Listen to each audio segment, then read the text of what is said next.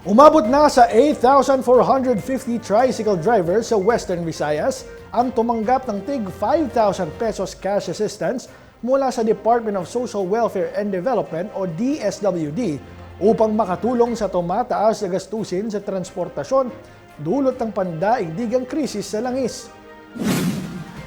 Ang ayuda ay ipinamahagi sa ilalim ng Assistance to Individuals in Crisis Situation o AICS program, alinsunod sa direktiba ni Pangulong Ferdinand Marcos Jr.